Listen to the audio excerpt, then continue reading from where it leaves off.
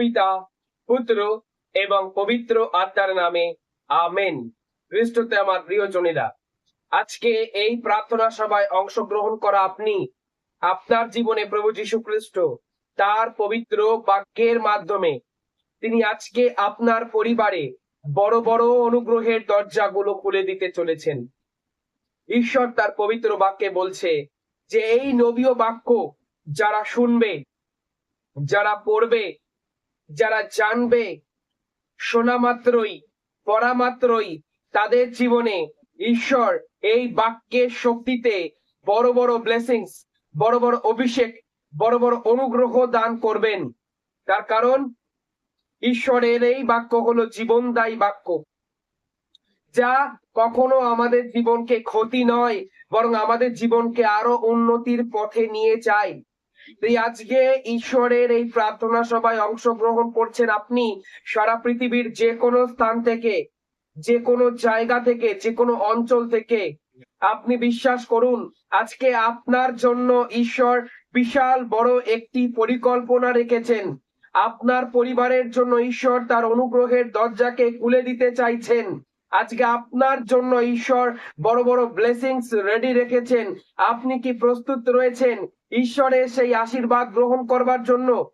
আজকে এই প্রার্থনা সভায় আপনি বিশ্বাস করুন যে এই প্রার্থনা সভায় অংশগ্রহণ করে, প্রভু যীশু খ্রিস্টর নামে বিশ্বাস করে, ঈশ্বরের বাক্যতে বিশ্বাস করে, ঈশ্বরের বাক্যতে ভরসা রেখে আপনার জীবনে, আপনার পরিবারে কিছু না কিছু অলৌকিক কাজ হবে। আপনার পরিবারে বড় বড় সাক্ষ্যের দরজাগুলো নেমে আসবে। যাদের প্রেয়ার রিকোয়েস্ট গুলো রয়েছে, আপনারা আমাদের কমেন্ট বক্সে প্রেয়ার রিকোয়েস্ট সেন্ড করতে পারেন। আমরা সেই প্রেয়ার রিকোয়েস্টের উপর হাত রেখে আপনাদের জন্য প্রার্থনা করব। ঈশ্বর নিশ্চয়ই আপনাদের প্রার্থনায় অ্যানসার দেবে। ঈশ্বর নিশ্চয়ই আপনাদের জীবনে বড় বড় কাজ করবে। আসুন আজকে আমরা ঈশ্বরের বাক্য শুনি যে ঈশ্বর আজকে আমাদের জন্য কি জানাতে চাইছেন। আমরা যদি ঈশ্বরের পবিত্র বাক্য শুনি, সেইখানে যোহন লিখিত সুসমাচার 3 অধ্যায় 16 পদের মাধ্যমে প্রভু যীশু আমাদেরকে বলছেন যে পিতা ঈশ্বর, পরমেশ্বর জগৎকে, আমাদেরকে এতটাই ভালোবেসেছেন যে তার একমাত্র প্রিয় পুত্রকে তিনি দান করলেন।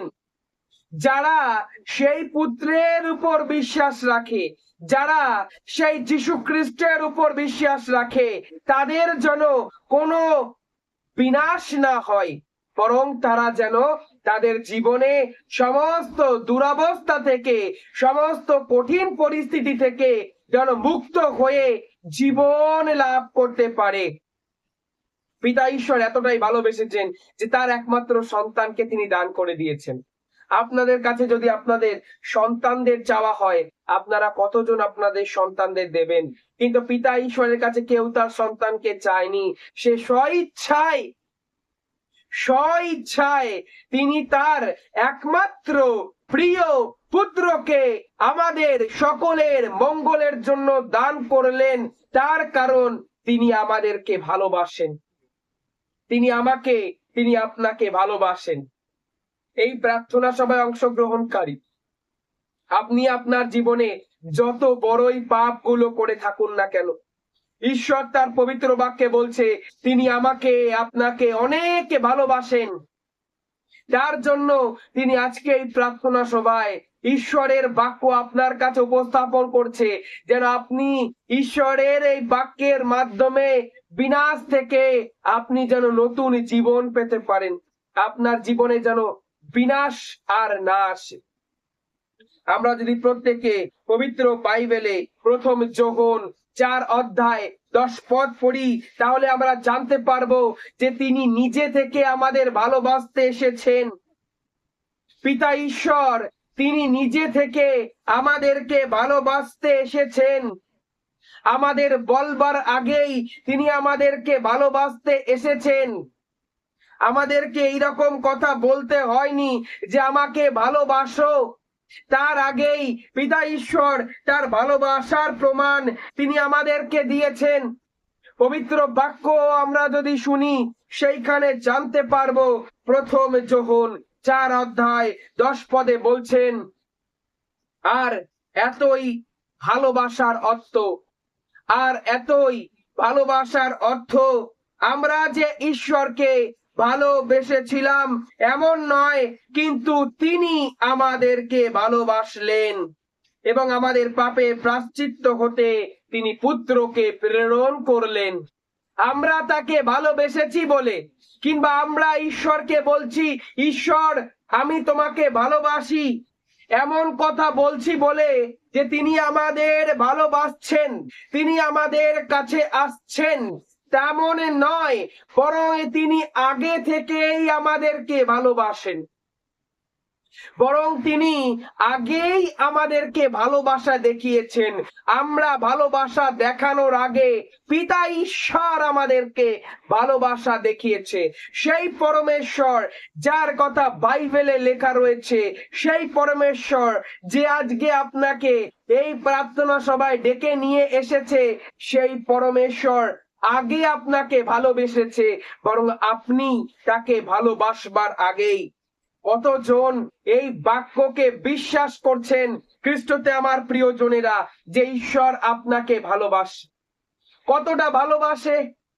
এতটাই ভালোবাসে যে তিনি তার জীবন পর্যন্ত দিতে দ্বিধা বোধ করলেন না। এতটাই ভালোবাসেন যে তিনি যন্ত্রণা ভোগ করতে দ্বিধাবোধ করলেন না।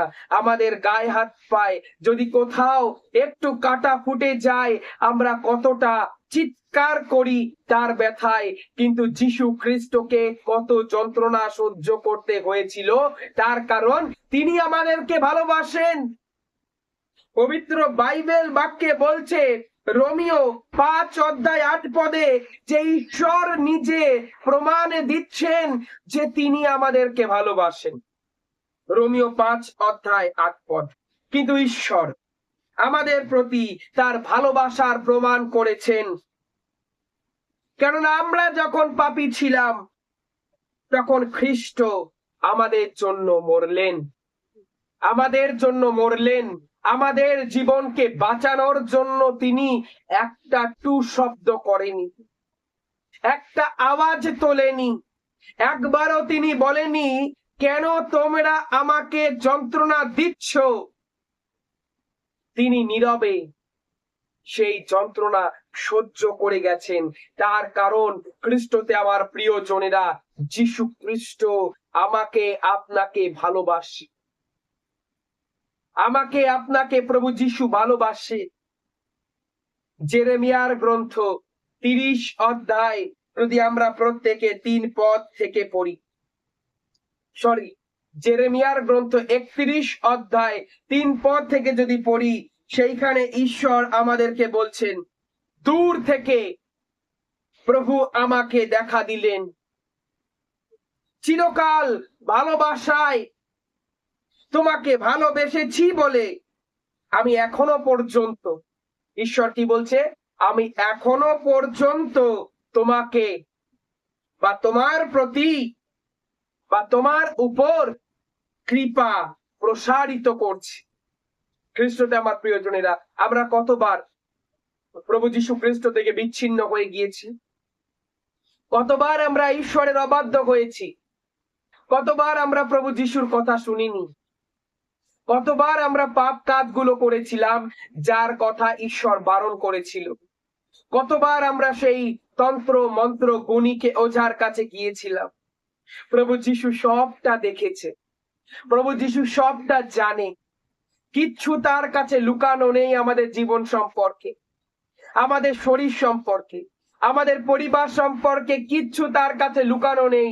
সবকিছু তার চোখের সামনে রয়েছে। পবিত্র বাক্য বলছে যে তোমাদের নগর প্রাচীর আমার চোখের সামনে রয়েছে, তোমার নাম আমি আমার হাতের তালুতে লিখেছি। আমরা কখন কি করি, কখন কি বলি, কখন কোথায় যাই, আমাদের সমস্ত পদক্ষেপ ঈশ্বরের কাছে জানা অজানা নয়। খ্রিস্টতে আমার প্রিয়জনেরা, এত পাপগুলো করবার পরেও তাও ঈশ্বর বলছে, আমি তোমাকে ভালোবেসেছি বলে এখনো পর্যন্ত তোমার উপর কৃপা বর্ষণ করে যাচ্ছি। ঈশ্বর বলছে, আমি তোমাকে ভালোবেসেছি বলে তোমার পাপ দেখেও আমি দেখিনি। ঈশ্বর বলছে, এখনো পর্যন্ত তোমাকে আমি ভালোবেসেছি বলে তোমাকে এখনো পর্যন্ত অনুগ্রহ থেকে আমি বঞ্চিত করিনি। ঈশ্বর এতটাই আমাদের ভালোবেসেছেন, এতটাই আমাদের ভালোবাসছেন, এতটাই আমাদের ভালোবাসেন। খ্রিস্টতে আমার প্রিয়জনেরা, আপনারা কতজন সেই ভালোবাসার কথা জানেন? যারা জানেন না তারা আজকে সেই ভালোবাসার কথা শুনুন। ঈশ্বর আপনাকে ভালোবাসে এবং ঈশ্বর নিজে তার ভালোবাসা প্রমাণ দেয়। প্রথমে যোহন আমরা যদি পড়ি, প্রথমে যোহন 4 অধ্যায় 9 পদে বলছে, এতেই আমাদের প্রতি ঈশ্বরের ভালোবাসা প্রকাশিত হয়েছে, ঈশ্বর তার একমাত্র পুত্রকে জগতে প্রেরণ করলেন, তার দ্বারা আমরা যেন জীবন পাই। আপনারা কতজন জীবন লাভ করতে চান? আজকে এই প্রার্থনা সভায় উপস্থিত আপনারা কতজন জীবন লাভ করতে চান? ততজনকে প্রভু যিশু আজকে বলছে, আমি তোমাকে ভালোবাসি। এইবার আমি আপনাদেরকে মেইন টপিকটা জানাই। ঈশ্বর বলছে, আমি যেমন তোমাকে ভালোবাসি ঠিক তেমনি তুমিও অন্য সাধারণ মানুষকে ভালোবাসো। প্রভু যিশু আজকে এই বাক্য বলছে যে আমি যেমন তোমাকে ভালোবেসেছি ঠিক তেমনি তোমাকেও ভালোবাসতে হবে। সারা পৃথিবীতে খ্রিস্টতে আমার প্রিয়জনেরা বর্তমান সময়ে এই ভালোবাসার অভাব, মানুষের মধ্যে ভালোবাসা নেই, যার কারণে মানুষের মধ্যে দ্বন্দ্ব, রেষারেষি, ঝগড়া, অভিমান, আরো কত রকম কিছু হচ্ছে। এই ভালোবাসা নেই, তার কারণে কত ধর্ষণ গুলো হচ্ছে, তার কারণে কত খুন গুলো হচ্ছে, তার কারণে কত মার্ডার গুলো হচ্ছে। মানুষের মধ্যে থেকে এই ভালোবাসা সরে গিয়েছে। খ্রিস্টতে আমার প্রিয়জনেরা, প্রভু যিশু আজকে আপনাকে বলছে যে তিনি যেমন আপনাকে ভালোবেসেছেন, তিনি যেমন জীবন দিয়ে নিঃস্বার্থভাবে ভালোবাসা দেখিয়েছেন, তেমন ভাবে আপনাকেও ভালোবাসা দেখাতে হবে। তার কারণ প্রভু যিশু আমাদেরকে এই শিক্ষা দিচ্ছে। আচ্ছা ভাবুন তো, একবার বলুন তো, যে প্রভু যিশু খ্রিস্ট যে আমাদেরকে ভালোবেসেছিল, সেই ভালোবাসার মধ্যে কি তিনি কোনো স্বার্থ দেখেছেন? তিনি কিছু পাওয়ার জন্য কি আমাদেরকে ভালোবেসেছেন? আমাদের কাছ থেকে কিছু পাওয়ার জন্য কি ভালোবেসেছেন? না, তিনি নিঃস্বার্থভাবে তিনি আমাদেরকে ভালোবেসে গিয়েছেন। তিনি নিঃস্বার্থভাবে আমাদের জন্য প্রাণ দিয়েছেন। সারা পৃথিবীতে একটি মাত্র ঈশ্বর, একটি মাত্র সেই পরমেশ্বর, যার কথা আজকে আমি আপনাকে জানাই। আর কেউ নেই এরকম, কোথাও খুঁজে পাবেন না যে নিঃস্বার্থভাবে আপনাকে ভালোবাসছে। আপনি দোষ করলেও আপনাকে ভালোবাসছে। যিশু খ্রিস্টর দিকে বা তার জীবনীর দিকে একবার তাকিয়ে দেখলে আপনি জানবেন যে যিশু খ্রিস্ট তার জীবন কালে কখনো অস্ত্র তুলে নেয়নি, তার হাতে কোনো অস্ত্র নেই। তার কারণ তিনি ভালোবাসা, তার কোনো অস্ত্রের প্রয়োজন হয় না, তার কোনো অস্ত্রের প্রয়োজন হয় না। তার ভালোবাসাতেই, তার বাক্য দ্বারাই পাপী মানুষেরা পরিবর্তন হয়ে ফিরে আসে। তাকে পাপীদের ধ্বংস করতে হয় না, তাকে পাপীদের হত্যা করতে হয় না, তাকে পাপীদের পদদলিত করতে হয় না, তাকে পাপীদের কাটা মাথা হাতে নিয়ে দাঁড়িয়ে থাকতে হয় না।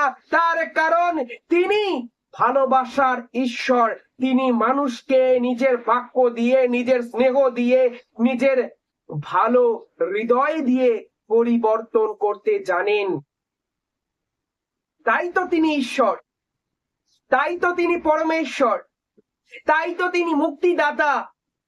যদি একজন ব্যক্তি কোনো এক পাপীর জীবন থেকে পাপকে মুক্ত না করে তাকে হত্যা করে, সে মুক্তিদাতা নয়। কিন্তু যে ব্যক্তি সেই পাপীর জীবন থেকে পাপকে সরিয়ে পাপীকে পুনরায় বুকে টেনে নিয়ে পাপীকে পরিবর্তন করে, সেই কেবল মুক্তিদাতা, সেই একমাত্র ঈশ্বরের কথা আজকে আমি আপনাকে জানাই, যে আজকে আপনাকে বলছে, আমি যেমন তোমাকে ভালোবেসেছি তুমিও তেমনি অপরকে ভালোবাসো।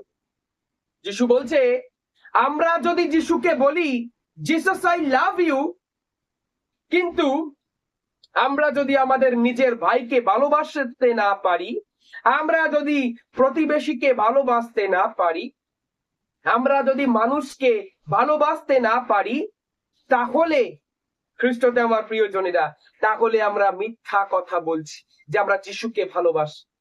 তার কারণ আমরা দৃশ্যমান মানুষকে, যাদেরকে আমরা দেখতে পাচ্ছি, তাদেরকে ভালোবাসতে পারছি না, তাহলে অদৃশ্যমান ঈশ্বর কে আমরা কিভাবে ভালোবাসবো?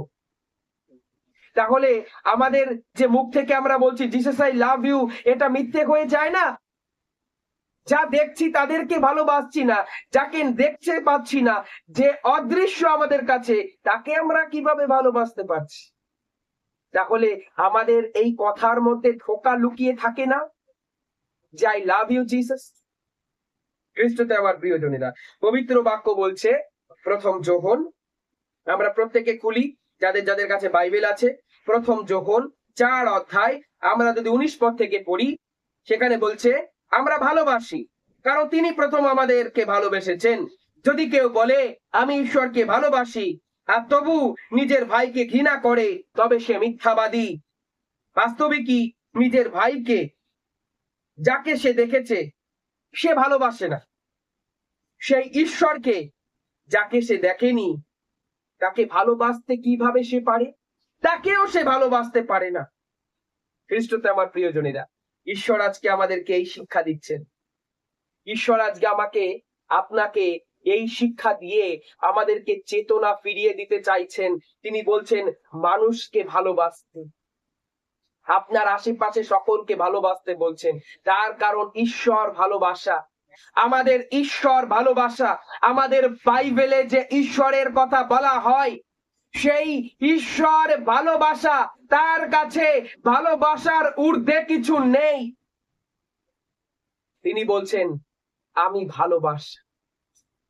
খ্রিস্টতে আমার প্রিয়জনেরা, পবিত্র বাক্যে আমরা যদি প্রত্যেকে যোহন লিখিত সুসমাচার 13 অধ্যায় 34 পদ যদি আমরা দেখি, যোহন লিখিত সুসমাচার 13 অধ্যায় 34 পদ থেকে আমরা যদি পড়ি, সেখানে আমরা জানতে পারবো হালেলুয়া, ইয়েসু কি মহিমা হো, ইয়েসু কি আরাধনা হো, ইয়েসু কো ধন্যবাদ। প্রভু যিশু বলছেন, এক নতুন আজ্ঞা আমি তোমাদের দিচ্ছি, তোমরা পরস্পরকে ভালোবাসো। আমি যেমন তোমাদেরকে ভালোবেসেছি, তেমনি তোমরা পরস্পরকে ভালোবাসো। প্রভু যিশু আজকে আমাদেরকে ভালোবাসতে বলছেন। কতজন আমরা ভালোবাসতে জানি না, কতজন আমরা ভালোবাসতে ভুলে গিয়েছি, ততজনকে প্রভু বলছেন, তুমি তোমার প্রতিবেশীকে নিজের মতো ভালোবাসো। তুমি যেমন নিজেকে ভালোবাসো, তেমনি তোমার প্রতিবেশীকেও তুমি ভালোবাসো। লেবীয় পুস্তক আমরা লক্ষ্য করব 19 অধ্যায় 18 পদ, সেইখানে বলছে ঈশ্বর, তুমি প্রতিশোধ নেবে না, তোমার আপন জাতির সন্তানদের বিরুদ্ধে আক্রোশ পোষণ করবে না, বরং তোমার প্রতিবেশীকে নিজের মতোই ভালোবাসবে। প্রভুর উক্তি। হতে পারে প্রিয়জনেরা, তোমার প্রতিবেশী তোমাকে খারাপ কথা বলেছে, তোমার প্রতিবেশী তোমাকে গালি দিয়েছে, তোমার প্রতিবেশী তোমাকে বিভিন্ন রকম ভাবে অভিশাপ দিয়েছে, তোমার প্রতিবেশী তোমার বিরুদ্ধে কোর্টে কেস করেছে। যাই করুক না কেন, ঈশ্বর বলছে তাদের উপর তুমি প্রতিশোধ না নিয়ে বরং তাদেরকে ভালোবাসো। এই জিনিসটা করাই কঠিন। সারা পৃথিবীতে এই রকম শিক্ষা আর কেউ দেবে না। সারা পৃথিবীতে এই রকম শিক্ষা আর কোনো বইতে নেই, আর কোনো গুরুদের নেই। যা যিশু বলছে যে তোমাকে ক্ষতি করছে তাকে পর্যন্ত তুমি ভালোবাসো। এখন আপনি প্রশ্ন করতে পারেন যে আমার প্রতিবেশী কে? কে আমার প্রতিবেশী? যে আমার পাশের বাড়ির লোক, সে কি আমার প্রতিবেশী? না যে আমার পাশে বসে থাকছে, যে আমার সঙ্গে রাস্তায় চলছে, সেও আমার প্রতিবেশী? পবিত্র বাইবেল বাক্যে আমরা জানতে পারবো সেই বাক্য যে ঈশ্বর আমাদের কি বলছে। আমরা যদি প্রত্যেকে লুক লিখিত সুসমাচার 10 অধ্যায় যদি 11 পদ থেকে পড়ি, সেখানে আমরা জানতে পারবো যে একজন ব্যক্তি যিশুকে প্রশ্ন করছে যে আমার প্রতিবেশী কে। যিশু তাকে এইরকম ভাবে বলছে, একটি উপমা কাহিনী দিয়ে তাকে বলছে যে একজন ব্যক্তি জেরুসালেম থেকে সে জেরিকোতে নেমে আসছিল। পথে তাকে দস্যুর দল তাকে এমন ভাবে তাকে মারে, তার কাছ থেকে জিনিসপত্রগুলো কেড়ে নেয় যে সে রাস্তার ধারে আধ মরা হয়ে পড়েছিল, তার সারা শরীরে ক্ষত। সেই অবস্থায় সে পড়ে থাকতে ছিল। সেই অবস্থায় তার সেই রাস্তার পাশ দিয়ে হেঁটে যাচ্ছিল একজন যাজক। যাজক রাস্তার পাশ দিয়ে হেঁটে যেতে যেতে তার দিকে তাকালো এবং তাকিয়ে মুখ ফিরিয়ে চলে গেল। সে তাকে হেল্প করলো না। তারপর সেই রাস্তা দিয়ে যাচ্ছিল একজন লেবীয়। সেই লেবীয় একই রকম ভাবে মুখ ফিরিয়ে চলে গেল, তাকে সাহায্য করলো না। সেই রাস্তায় কিছুক্ষণ পরে আসলো একজন সামারীয় ব্যক্তি।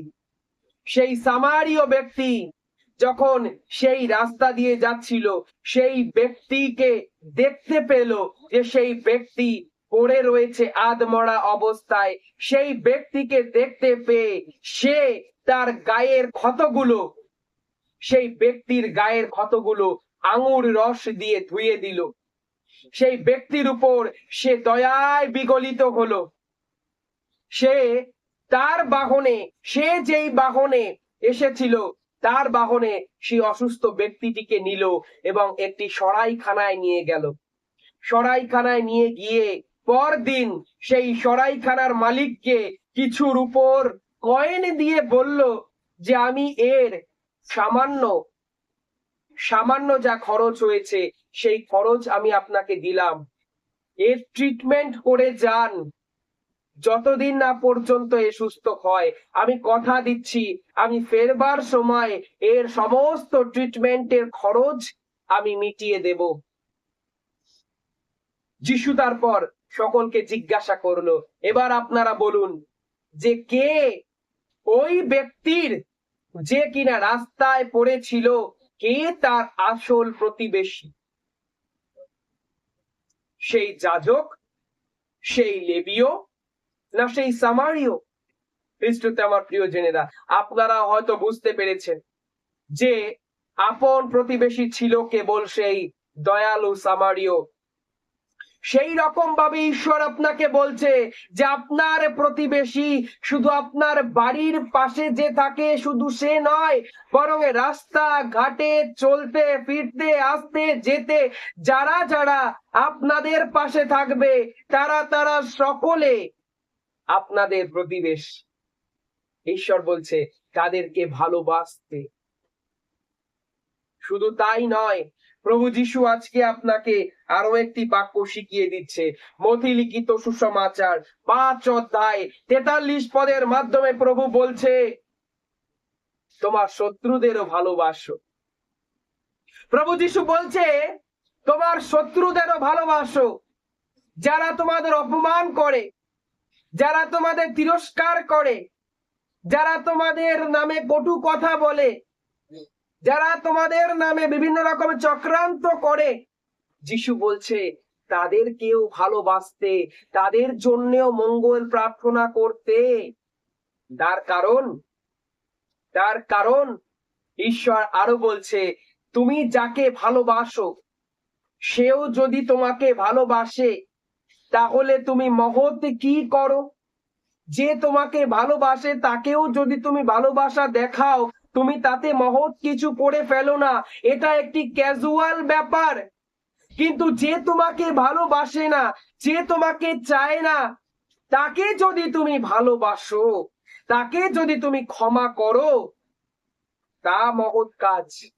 কর আদায়কারীরা কি তেমন করে না, যে নিজেদের মতন নিজেদের লোকদের ভালোবাসে না? ঈশ্বর তাই বলছে, তোমার শত্রুদের জন্য মঙ্গল প্রার্থনা করো, তোমার শত্রুদেরকেও ভালোবাসো। ভালোবাসার উপরে আর কোনো বিধান নেই। ঈশ্বর তার পবিত্র বাক্যে আমাদেরকে আরো জানাচ্ছেন যে ভালোবাসা আমরা যখন স্টার্ট করব, শত্রুদেরকে, প্রতিবেশীকে, সকলকে আমরা যখন ভালোবাসা শুরু করব, ঈশ্বর বলছে যে সেই ভালোবাসার কারণে আপনার অনেক পাপগুলো ঢেকে যাবে। সেই ভালোবাসার কারণে আপনি ঈশ্বরের অনেক বিধানগুলো মানবেন। তার কারণ এই বাইবেল বেস করে আছে ভালোবাসারই উপরে। বাইবেল ভালোবাসারই উপরে বেস করে রয়েছে। বাইবেল শিক্ষা দেয় মানুষকে ভালোবাসতে, বাইবেল শিক্ষা দেয় না মানুষের সঙ্গে যুদ্ধ করতে, বাইবেল শিক্ষা দেয় না ভাইয়ের সঙ্গে ভাইদের বিশাল বড় যুদ্ধ লাগাতে, বাইবেল এই রকম শিক্ষা দেয় না। বাইবেল শিক্ষা দেয় সমস্ত যুদ্ধগুলো মিটিয়ে নিয়ে ভালোবাসো। আপনারা এইরকম শিক্ষা আর কোথাও পাবেন না। অন্যান্য কোথাও আপনারা হয়তো বিভিন্ন রকম শিক্ষাগুলো দেখবেন যেখানে ভালোবাসা নেই, যেখানে গুরুরাই তারা নিজেরাই যুদ্ধ বাঁধাতে ব্যস্ত। কিন্তু ঈশ্বর একমাত্র যীশু খ্রিস্ট, সে বলছে যে আমি সেই সব করতে আসিনি, বরং আমি ভালোবাসতে এসেছি, ভালোবাসা শিখাতে এসেছি। আপনারা কতজন সেই ভালোবাসা আজকে শিখছেন? যতজন আজকে ঈশ্বরের এই বাক্যকে রিসিভ করছেন, আপনি বিশ্বাস করুন, যা কিছু আজকে আপনি প্রার্থনা করবেন, সমস্ত প্রার্থনায় আজকে আপনি উত্তর পাবেন। সমস্ত প্রার্থনায় আজকে টেস্টিমনি নেমে আসবে, সমস্ত প্রার্থনায় বড় বড় অনুগ্রহ নেমে আসবে। আপনি বিশ্বাস করুন যে আজকে এই প্রার্থনা, ঈশ্বরের এই বাক্য শোনা মাত্রই আপনার জীবনে ইতিমধ্যে কাজ হয়ে গিয়েছে। ইতিমধ্যে আপনি কমেন্ট বক্সে যা প্রার্থনা চেয়েছিলেন, সমস্ত প্রার্থনা সাকসেসফুল হয়ে গিয়েছে। আসুন আপনাদের সকলের জন্য প্রার্থনা করি।